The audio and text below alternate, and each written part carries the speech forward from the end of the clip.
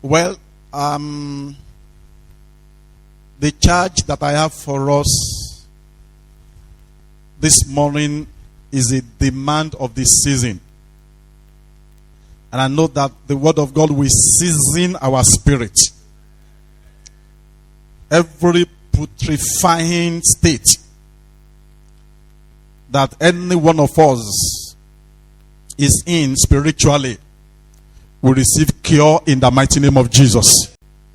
We should be looking at that book of Hebrews chapter 6 from verse 1 very down to verse 12. It has a title that is an appeal as much as it is an admonition. It is also a charge, if we want to call it that says, let us advance. If you open your Bible already, Hebrews chapter 6, the very first word that opened that chapter is therefore.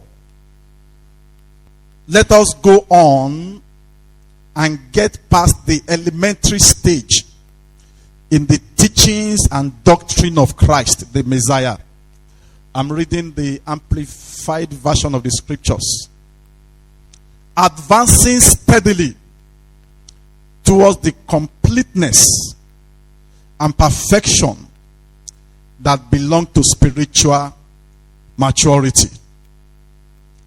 Àwọn Yorùbá sọ wípé ọ̀rọ̀ lóko moko moro wa, àbí? So when you see the word therefore, it is taken for granted that the author of these scriptures must have been talking about something. The word therefore is a conjunction that links what he was saying in chapter 5 with the conclusion he was now trying to draw in chapter 6. In chapter 5, especially between verses 12 and 14, verses 12, 13 and 14, we saw the author of Hebrew rebuking his audience for their spiritual immaturity. And I dare say that the same very signs, the very same signs, however you want to order it, that this author saw in the believers he addressed in this epistle or in this treatise are very much showing in our lives as believers today. And that is despite all of the years that we are spent in Christ, or I should say in the church, because it is possible, of course, to be in the church and not to be in Christ. And he mentioned these signs, which we will look at briefly in chapter 5 from verse 12. He says, for even though by this time you ought to be teaching others, you actually need someone to teach you over again the very first principles of God's word. You have come to need milk, not solid food. Verse 13 says, for everyone who continues to feed on milk is obviously inexperienced and unskilled in the doctrine of righteousness. In brackets, of conformity to the divine will in purpose, in thought and action. For he is a mere infant, not able to talk yet. Verse 14 says, but solid food is for full-grown men, for those whose senses and mental faculties are trained by practice to discriminate and distinguish between what is morally good and noble, and what is evil and contrary either to divine or human law. Now, the very first thing that this author mentioned as a sign of spiritual immaturity is that his audience have refused to grow. They have refused to grow. They have chosen to remain students when in actual fact they ought to have graduated and have become teachers that will be teaching others. Hallelujah. Praise the Lord. They have chosen, perhaps deliberately or by the pressure of the world that they live in, to remain students. But they are not just students, they have chosen to remain students of elementary principles. Even if you are going to be a student, it is expected that there is a graduation in your level. As in the secular world, where the school system is graded, and the grading is a function of age.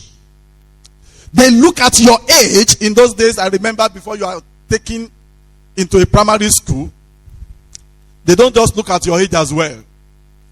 They also look at your height. They ask you to put your head like this. If your hand can touch your ear, then they assume that, okay, fine, not just about age. Because we know that those narratives have changed. School proprietors, they are smiling to the bank. Somebody said that it took their daughter to a school in Enugu. And, very young, I don't know, maybe the mother and the father, they needed to go to work. The mother resumed from maternity leave, and they just need to look for somewhere to place their baby while they are at work. And this very expensive crèche in Enugu said is 1.5 million. And he asked them, is it to university? Hallelujah. Now the part I'm driving at is that there is a grading by reason of age. And it is assumed that at a particular age, you must be somewhere. Are you understanding? That at a particular age, if they ask you, how old are you? And you say, I am 18 years old. It is assumed that you are an undergraduate if you have not yet graduated, or you are close to graduating. Are you understanding? To find an 18-year-old in JSS 3 is a misnomer. It's an abnormality. So what the author of Hebrews was saying here is that, other than the fact that you are not teachers, although you ought to be teachers, worse is the fact that you are not even if you are learning, if you are still learners, you are not in such grade of class that you should be. Because even at that, we are still teaching you elementary principles. And we know what the word elementary is. Elementary is addressing basic issues. Elementary is about laying the foundation. And that is why you begin from, I don't know. I'm want to do gbogbo school system ko don sin yo. Láyé àtijọ́ láti primary 1 láti ń bẹ̀rẹ̀. Gbà tó yá ó bẹ̀rẹ̀ láti nursery 1. Ń sìn mo ti ń gbọ́ basic kíní kan. I don't know what that means. To even relate it is a problem. And we need to challenge, the managers of our education sector. They need to synchronize this thing so that there is no confusion. But the point I'm making is that, however you look at it, what is not normal is to have marked time, season after season, and then you remain without growing. And this was what this apostle, hallelujah, he was addressing this issue. That while you ought to be teaching others, you are still being taught. But you are not only being taught, if you are being taught in advance, yes, but you are being taught in elementary skills. And he went further to again identify another sign, which is in correlation with the very first point that he made. He said, you have come to need milk not solid food. In essence, even those who are feeding you have to be careful with what they feed you with. Their expectation is that you should have grown and mature enough to be fed with meat. By the reason of the number of years that you have marked in the Lord, you should have grown to be able to take hard principles of the faith. But yet, he says, you need milk. So if you feed you with anything that is stronger than meat, you will start stooling. The reaction is going to be negative. You cannot retain them. You cannot retain the mysteries of the oracles of the word of God.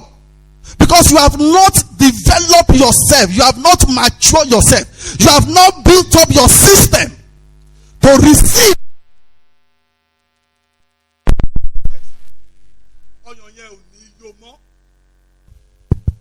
Hallelujah. Praise the Lord. Praise the Lord. So it is always a dilemma for leaders of the body of Christ. When we have a preponderance, a structure that is challenged as the body. Because you are laboring, you are working, what makes the author of this book of Hebrews to pen this one and to be so direct and factual is because of frustration. He must have been frustrated that you can imagine what it means. And that's why teachers, they always go with Cain. If you are raising students, your desire as a good teacher is for them to excel. Is that not correct? And you are laboring over them to make them excel. And yet they have chosen to remain dullards.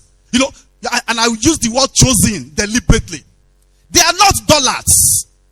But because they are not paying attention, they are not doing what they should be doing. You give them homework, they don't do. Come and, study, they don't study. They won't, no matter how many hours you spend before them, it is like every word you speak is hitting the bricks and bouncing back at you. That is the scenario that the author of this people was painting about the audience to which this treatise was written. Hallelujah. So number one, they have chosen to be taught when they should be teachers.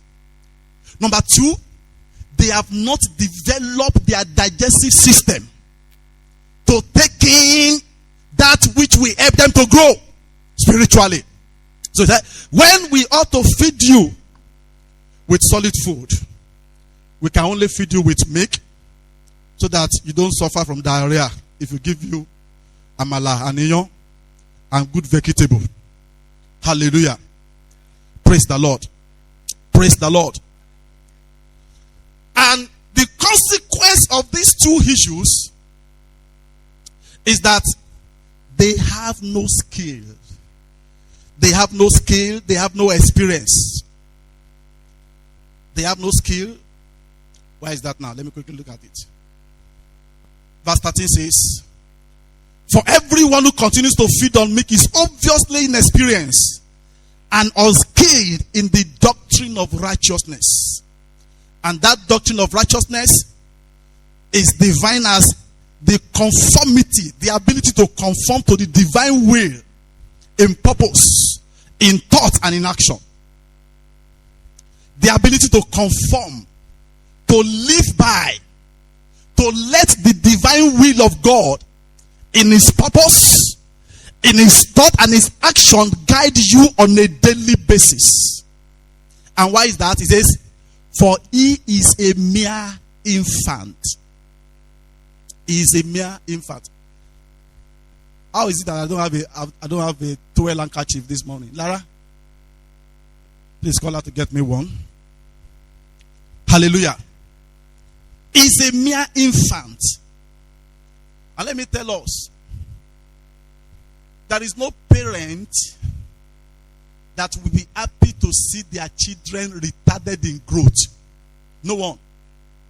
No one. Is there anyone like that we say, I want my 5-year-old child to be behaving like a 1-year-old child. Even when you begin to see signs that something is wrong with whether the cognitive or whatever it is, the growth that must be manifest, and you are seeing the signs. At the time he should be talking, he's stammering. It's just at the time he should be hearing, you have to put your ear in his ear. You get worried. And that is the worry that this author was expressing on behalf of God. Because God himself is not happy when his children don't grow. Giving all that he has done and made available for us to grow by. Especially the word of the Lord. Hallelujah. Praise the Lord. So in essence, it is that we are unable to to align. We are unable to live in conformity with the will of God for our lives. The divine purpose of God for us is missed out, both in his purpose, in the thought of the Lord for us, and in the action that you follow that should reflect the children of whom we are. And permit me to say, brethren, I don't know whether I should say this with apology or I should just withdraw my apology, that what the author painted here is the semblance of the life of many of us believers, even those of us who are here. And the implication is that we have only become what is called nominal Christians. Nominal. Do you understand? Nominal. Somebody that we just, you know what is called nominal role? This color, okay. You know what is called nominal role? So it is just to be numbered. Just to make up the number. Nominal Christians. Just to all you do is occupy space. We see that this chair is not empty. That is all we see. Your physical presence. But you also need to be part of the people that are charging the environment of the church spiritually. And beyond the church, you also should be part of the believers out there, charging wherever they are spiritually, making an impact for the Lord. Because we are his witnesses here. God, is not going to send angels to begin to go around. No, we have already been chosen to be witnesses for him. Witnesses of his power to transform life, to change men. Witnesses of his power to do the miraculous. We should be doing that, not just marking time and numbers and space here. And that was the scenario that the author of Hebrew painted here. But he was not going to stop there. He went further in chapter 6 to now encourage them. As a good teacher, when a student commits error, you don't just rebuke and heap blames. You also show the light. You show the way out of it. Okay, next time, this is the way you do it. This is the question I asked. This is the way you answer. In case of another time, this is the way it should be approached. You misinterpreted it. And that reminds me. I posted something on the church WhatsApp platform some time ago, I think 2 weeks ago. And on the net I said, please comment on this video clip. How many of us saw it? You saw it? You did not see that one. Now, immediately after posted some prayers. I just prayed, released prayer. Everybody was saying, amen in Jesus' name to the prayers. Amen in Jesus' name, amen in Jesus' name, amen in Jesus' name. That one, I can't count the number of those that said amen in Jesus' name. The very first one I posted, what happened? You read it and you ignore my request for comment on it. And this joke used to pass around some time ago about an examiner that set up questions, and at the end, instruction. Do not answer any of these questions. And people receive the question paper. Some have written 10 pages answering the questions. What do you think they will get? 0, because it is instruction that should guide how you attend to the problem.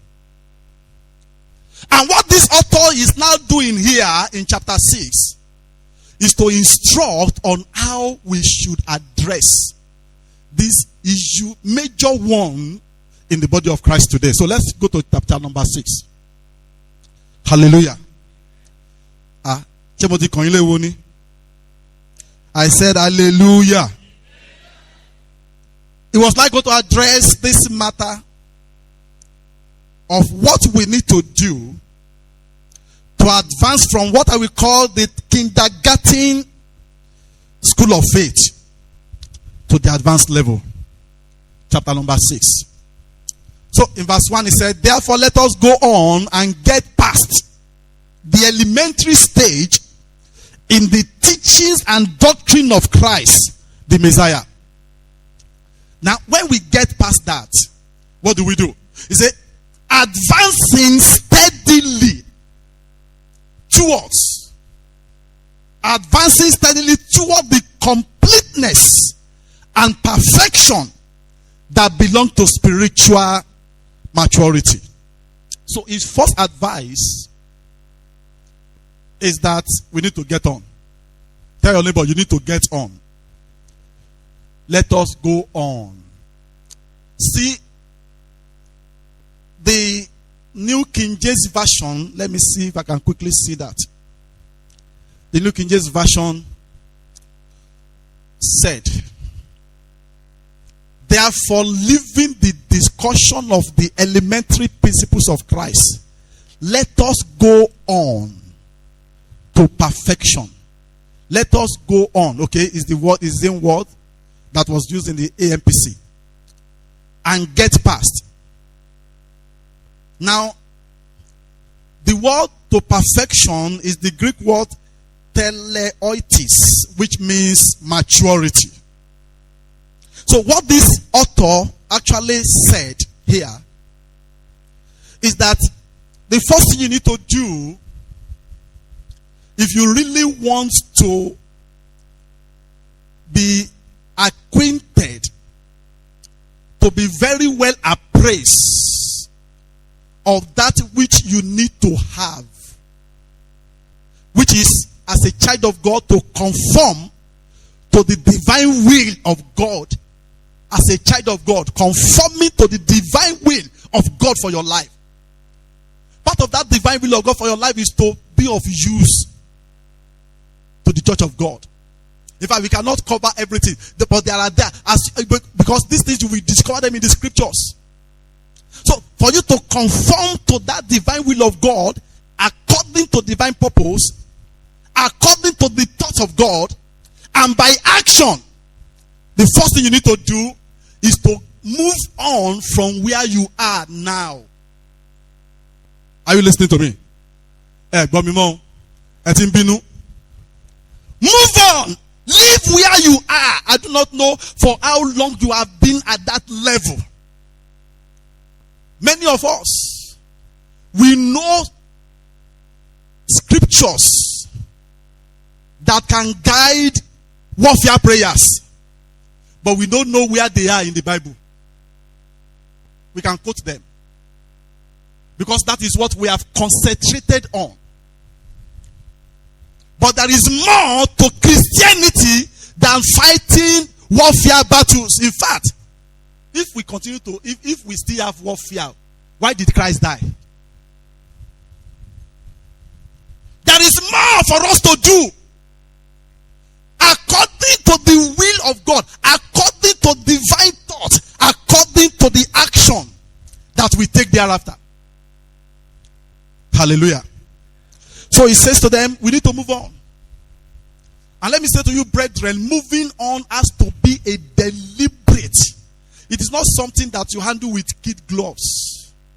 If a child must move from primary 6 to secondary school, it is a deliberate thing.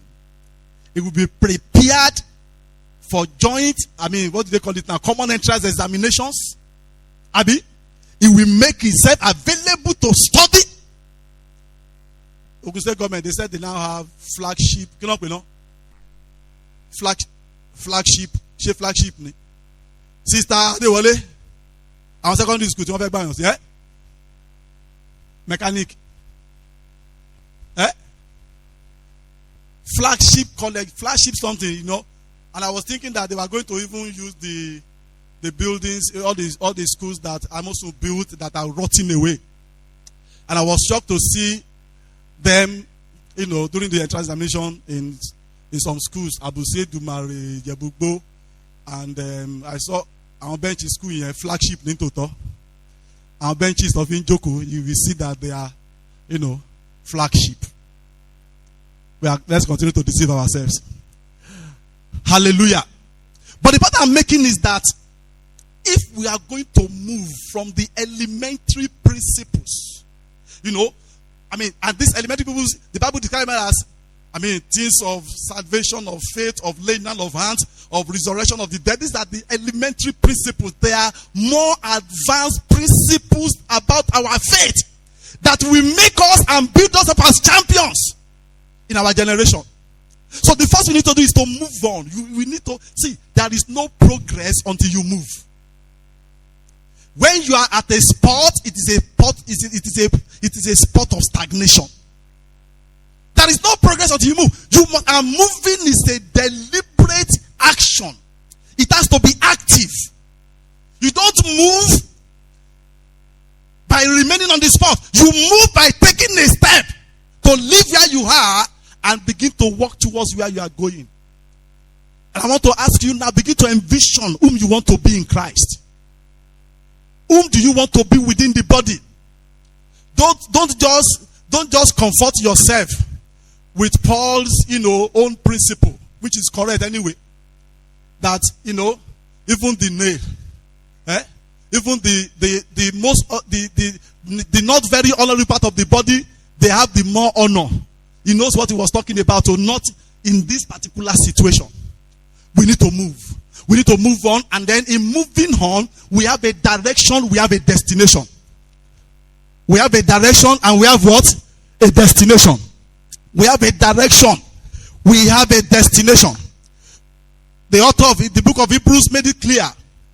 He said, advancing steadily. What is our destination? He says, towards the completeness and perfection. Advancing steadily.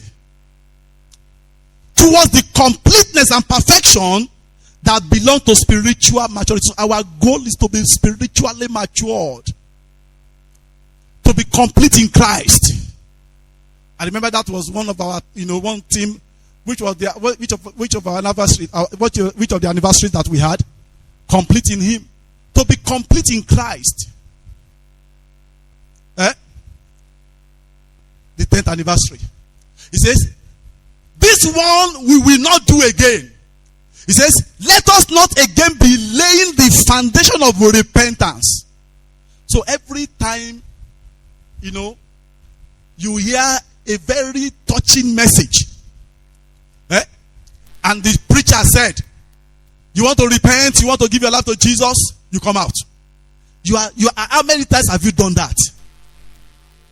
Are you hearing me? What's wrong with this? How many times have you done that? He said, let that pass. It should be a one-time experience. If you sin in between, let it be, and you know that this is not a deliberate sinful lifestyle. Settle it with God. So don't lay the foundation of repentance and abandonment of dead works, dead formalism. Let us move away from formalism. Formalism is all about, walking by the dictates that were formed by the ideas of men and not by the word of God. What they only breed is deadness. And these are the things that Apostle Paul called, do not touch, do not eat. These are the things that Apostle Paul called them formalism. They have no spiritual value whatsoever. They can be of help in terms of, moderating our conduct amongst ourselves. They can be of help in terms of being a check to help us from misbehaving. Hallelujah. So we need to let this one go. And of the faith, and in parentheses, the AMPC says, of the faith by which you turn to God.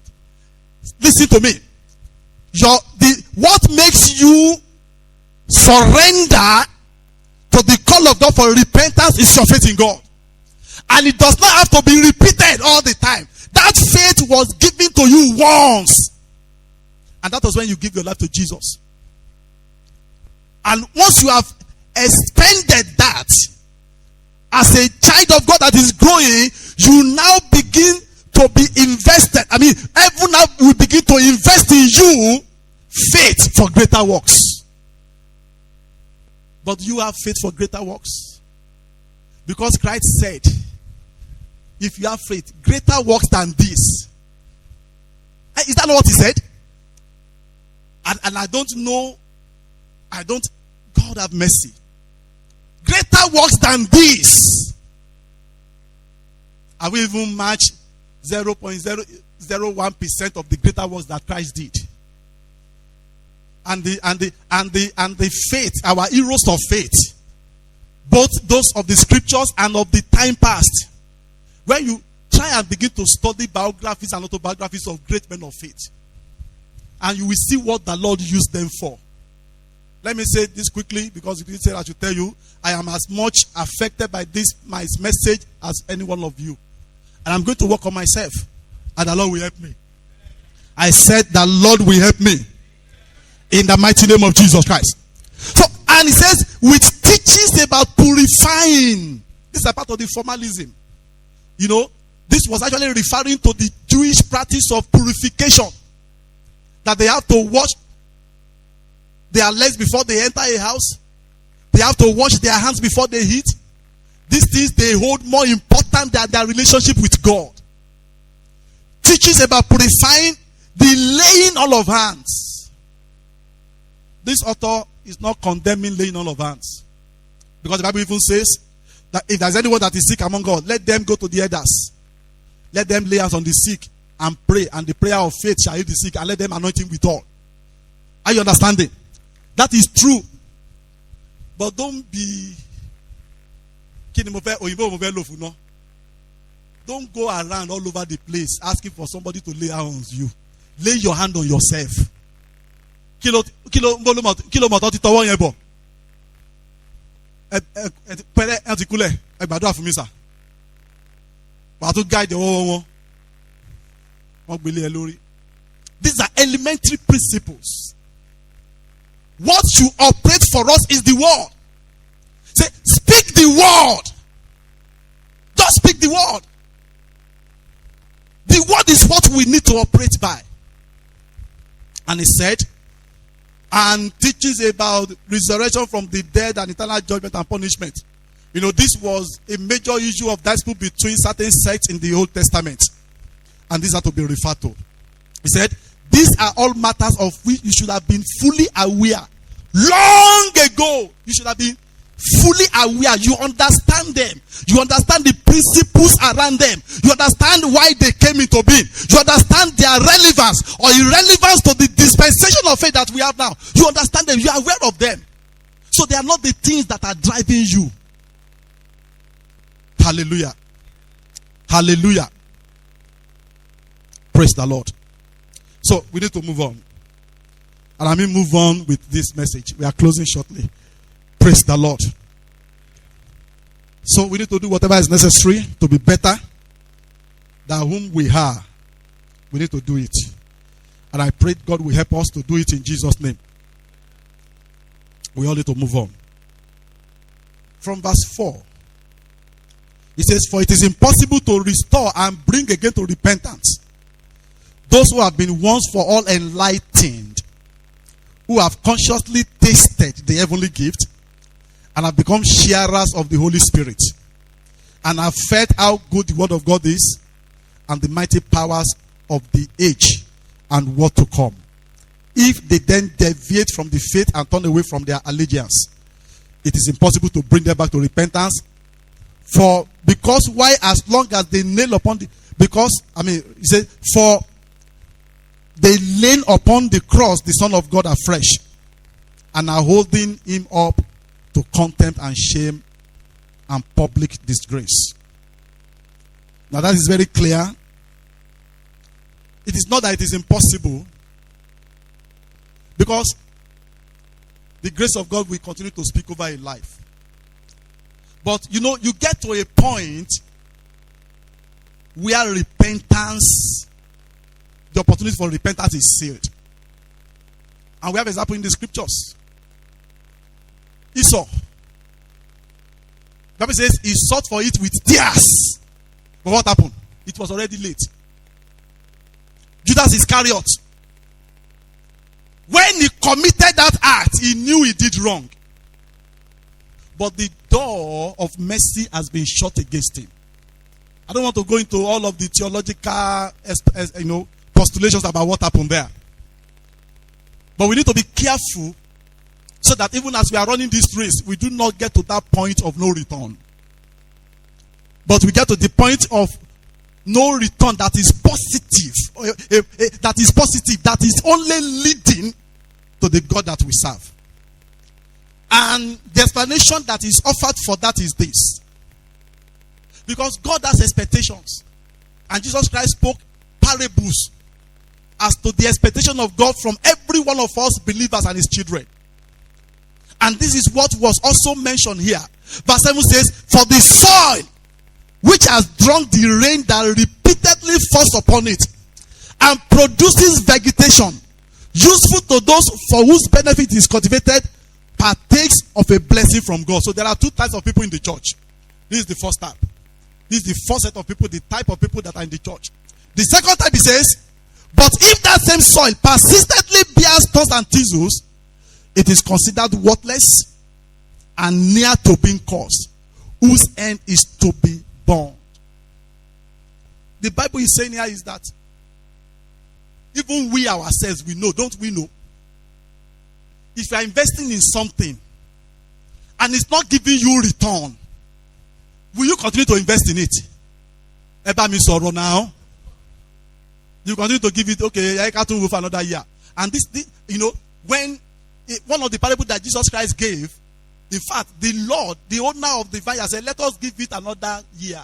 And because of that, Pastor, maybe it will do better.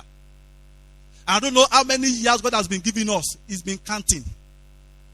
We are not going to be hewn down in Jesus' name. Oh. You and I, we are not going to be cut down in the mighty name of Jesus. So he says, you yourself look at it. Rain is grace. So even as the grace is distilled upon a life, in measures and for different reasons, it must bring forth fruit. And God is happy.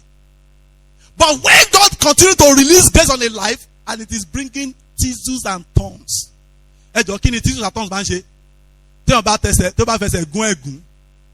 It's damaging. It will hurt the heart of the fine dresser. And he said, will you not cut it down and burn it with fire? May that not be the verdict of heaven over our lives in the mighty name of Jesus. The Lord will help us. The Lord will help me. The Lord will help you. So that this will not be our narrative at the end in Jesus' name. Now, in closing, they are not going to fall away. The author of Hebrews, and I keep saying the author because there is dispute without who actually wrote it. Many people believe it was Paul, but there is no agreement as to who. What do we need to do? This one author is a very good one, who will not just rebuke and lay out all the reasons why that rebuke must come, but it will also provide a way out. What are we to do? From verse 11. But we do strongly and earnestly desire for each of you to show the same diligence and sincerity all the way through in realizing and enjoying the full assurance and development of your hope until the end. Verse 12, in order that you may grow disinterested.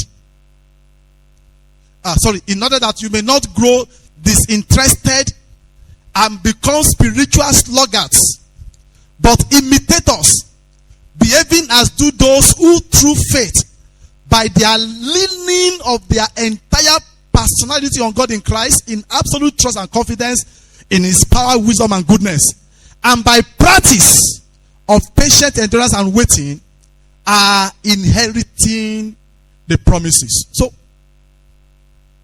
let's look at that. Let's try and study what antidote this author is giving us for spiritual sluggishness, for our failure. How do we address our failure to mature? What should we do? Hallelujah. Hallelujah. The first thing he said is that, which I did not read, was in verse 10. Or maybe verses 9 and 10. To encourage them, he said, although I speak this way, and I have spoken, in a way that may hurt. He said, yet in your case, beloved, we are now firmly convinced of better things that are near to salvation and that accompany salvation. So can I say that confidently of everyone here today? That better things that accomplish salvation will begin to show in our lives in the name of Jesus. I cannot hear your amen. I am convinced. I join my faith with the author of this book of Hebrews to say for me and for you, as we journey forward, as we deliberately take a step of faith and move from that position of spiritual stagnancy and decay that we have remained for years. Even though we come to church, we claim to be in Christ, we read the Bible, we do all of those things. Those things that accomplish genuine salvation are not showing in our lives. I believe by the grace of the Lord that better things that are near to salvation and that accomplish salvation will begin to show in every of our lives in Jesus' name. And God is not giving us up. He's not giving up on us. Verse 10 says, for God is not unrighteous to forget or overlook your labor and the love which you have shown for his name's sake in ministry to the needs of the saints. Now listen to me. When I read this place, the woman that came to my mind that I mentioned earlier was Rahab. Rahab, ṣebí ni harlot àbí? Tílé ẹ̀ wà níbi fẹ́ǹsì Jericho. Àbí ṣebí Jericho ni? Tell me. Harlot. So you cannot say harlot is a saint. Saint call. She was not a saint. She was an harlot. She was living in sin. Living in sin habitually from day to day, an harlot. And to buy harlot, business don't show. So, tell the company la go mẹ́jọ àárọ̀. Kókó. Aṣílẹ̀kùn fún. Aṣiṣẹ́. Àwọn náà máa ń gbàdúrà fún customer. Wọ́n máa ń jà lórí customer. Dábàá ti ń rí àwọn, I don't know, láyé ìgbà yẹn, in those days, mi ò tí dàgbà náà. Ní Ìbàdàn, listen to me. There are hotels. No, but she ń sìn. Where only prostitutes live. Àmẹ́lò lámọ̀. That ìbẹ̀jẹ̀ yín ò mọ̀ ní. Àwọn àdúgbò ní Ìbàdàn lẹ́kọ̀ọ́ tẹ̀dó. There are houses where prostitutes live. Tó bá dalẹ̀, you will see them in their, ọmọdé ni mímbà yẹn. You will see them in their skimpy dress. Àwọn customer náà máa lọ bẹ̀. wọ́n máa ń jà lórí customer, wọ́n máa ń gba customer ara wọn tó máa ń dariwo. And look at this woman Rahab. Picture her like that. But you know what? When the spies returned again, she was the one that took them in. What prompted that? I don't know. But before they arrived there, all the Bible says she herself confirmed that the mate of all the men is that their hearts have melted though for the fear of the Israelites. And she took them in. And they heard, the king heard that they have arrived and they were lodged in Rahab's house. And she put them inside the dry well and covered them with flakes. And they started but did not find them. And you know what happened? They had an agreement with her.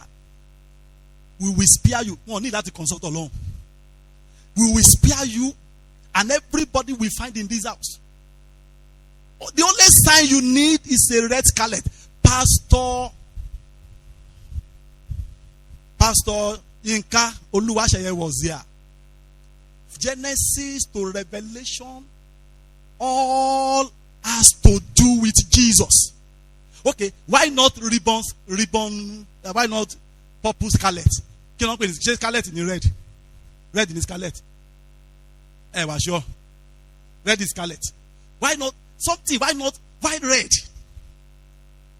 Why red? That has to do with the blood.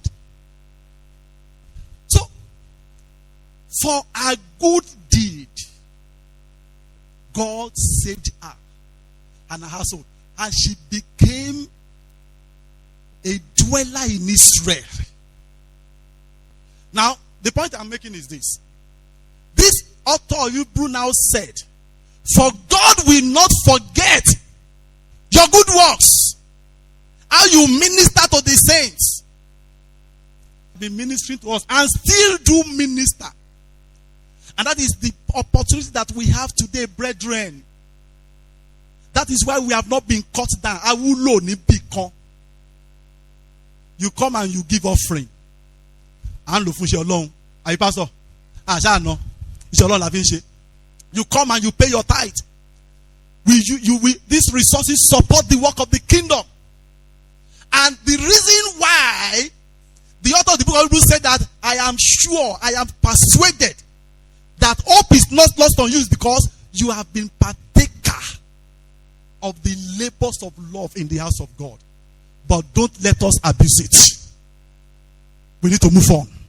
And we need to move forward. And the Lord will help us in Jesus' name. Now let me just mention. Time to love me a while ago. Let me just mention this quickly. The things that we need to do. I will just mention that. If you are reading with me. Now he says, verse 11. He said, but we do strongly and earnestly desire for each of you to show the same diligence and sincerity. So in essence, he's saying that we need to be diligent. The way you are diligent in your good deeds, be diligent in your spiritual growth. The same passion with which you serve. In any capacity, let it be that same passion that you use and engage in your spiritual development. And he went further that you must not grow disinterested and become sluggish. Become spiritual sluggards. NKJV says sluggish. So we cannot be sluggish spiritually. To be sluggish is to be slow at learning. To be sluggish is to be dull. Spiritually, we cannot afford to do that. And I will leave you to read the rest. He says, instead of being sluggish, be imitators. Be imitators. Behaving as do those who through faith. And that faith is leaning of their entire personality on God in Christ. In absolute trust and confidence in his power, wisdom, and goodness. And by practice of patient endurance and waiting, inherited the promises. Shall we rise on our feet? I will leave you, brethren, to please take time to read this portion of the book of Hebrews chapter 6.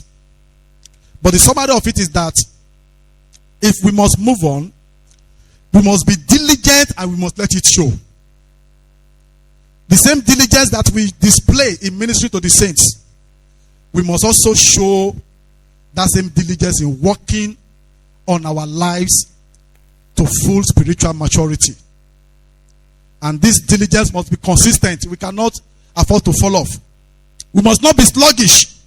We must not lose interest in the things of the kingdom. We must not. And we remember that it was mercy that saved Saul. Even as Sodom and Gomorrah was burning and the angels were trying to save him, he was sluggish. He was slow. He did not respond. I pray that the Lord will have the same mercy on us in the mighty name of Jesus Christ. We must imitate. We must copy the behavior of those who have already inherited the promises. There are saints in the scriptures. There are saints of our times. There are saints that have gone. We must study them. There are books that speaks to what they did. We must study them. And then we must engage our faith and patience, which is in contrast to works. Many of us will depend on works, but faith alone can answer to us. The Lord will have mercy on us as we do this in the name of Jesus Christ. And I pray that by the grace of the Lord, we shall all become spiritual giants. Will you please begin to pray to the Lord briefly as I invite Pastor Joshua to come and close? Please, let's talk to God. For me to lead prayers, I'm not leading prayers, so just pray as the Spirit of the Lord is helping you and leading you to pray this morning on what you have had. Lord, spiritual sluggishness afflicting my life, Father, let your fire burn it off in the mighty name of Jesus Christ. Help me, O Lord.